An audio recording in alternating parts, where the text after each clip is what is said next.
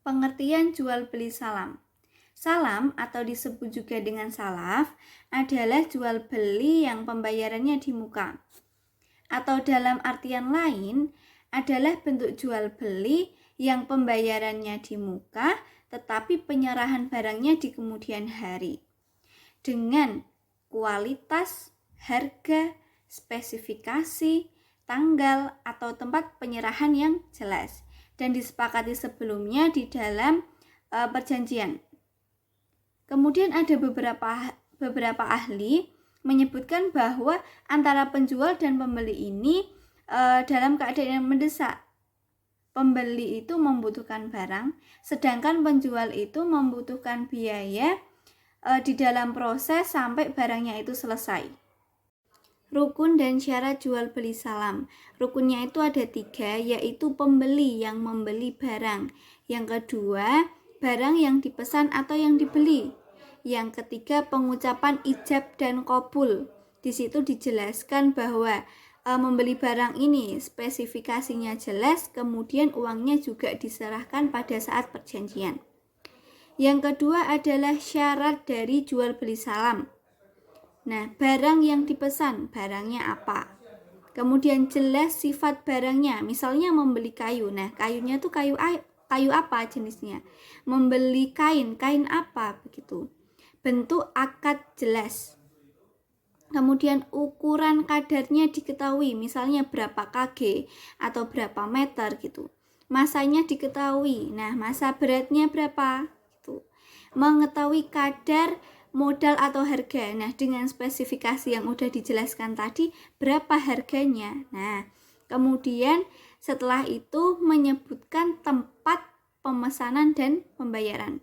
Jadi nanti setelah udah ada barangnya ready, itu bisa langsung diserahkan. Bisa ada penyerahan antara dari pihak pembelinya kepada dari pihak penjualnya kepada pihak pembeli, begitu. Hukum jual beli salam, diantaranya adalah hadis riwayat Sahih Bukhari dan Sahih Muslim.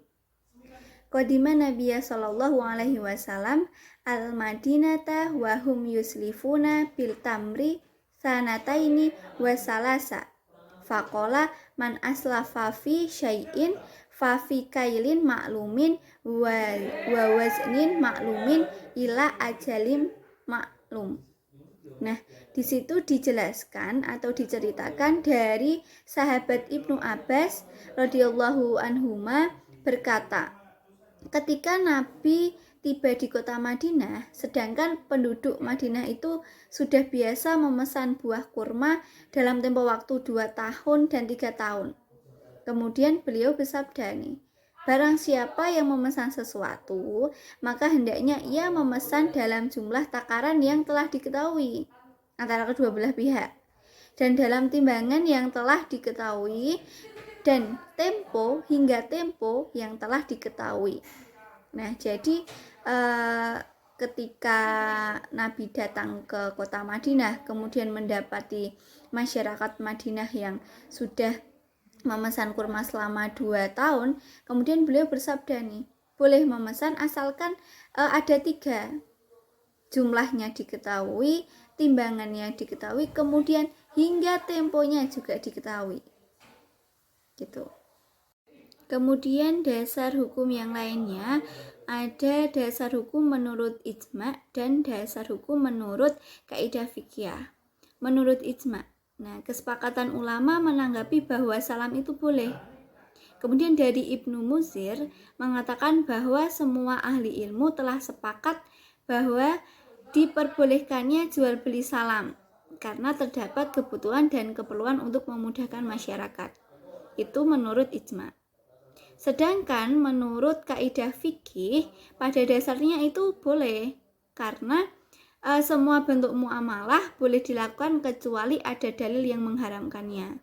Nah, selama ini tidak ada dalil yang mengharamkan adanya jual beli akad. Itu menurut kaidah fikih. Jika tadi sudah membahas mengenai pengertian, kemudian membahas rukun dan syaratnya, membahas hukumnya, sekarang adalah membahas tentang batal dan berakhirnya jual beli salam. Kapan sih jual beli salam itu berakhir atau batal? Nah, yang pertama, barang yang dipesan tidak ada pada waktu yang sudah ditentukan. Tadi kan udah ditentukan nih waktu penyerahannya itu kapan. Nah, barangnya itu tidak ada. Nah, itu bisa berakhir dan batal begitu. Kemudian barang yang dikirim cacat atau tidak sesuai dengan yang disepakati dalam akad. Nah, tadi udah disebutkan nih, misalnya dengan spesifik yang seperti ini, tapi kok ternyata sampai sini kok cacat gitu, ada yang kurang. Nah, ini bisa berakhir akad salamnya gitu. Kemudian ada barang yang dikirim kualitasnya lebih rendah dan pembeli memilih untuk menolak atau membatalkan akad. Nah, jadi dalam akad salam ini tidak saklek ya teman-teman. Jadi ketika barang itu udah sampai dengan kualitas yang tidak sesuai, pembeli itu bisa membatalkan gitu. Nah, membatalkannya dengan cara seperti apa? Bisa meminta modal yang sudah diserahkan sebelumnya. Nah, itu tidak melulu harus semuanya minta dikembalikan. Jika ada yang cocok ya boleh kita meminta sebagian saja gitu, sebagian kecil modal kita yang sudah kita berikan gitu. Dan misalnya nih ada seperti barang, kita membeli dengan barang yang banyak gitu ya, ada yang cacat gitu ya, kita bisa menerimanya beberapa gitu, kita boleh seperti itu. Nah, jadi pada dasarnya itu tidak saklek mengenai akad jual beli. Pembeli itu bisa membatalkan, bisa meminta kembali modal yang sudah diserahkan gitu. Kemudian barang yang dikirim kualitasnya tidak sesuai dengan akad tetapi pembeli menerimanya. Nah, ya tadi tidak saklek itu tadi.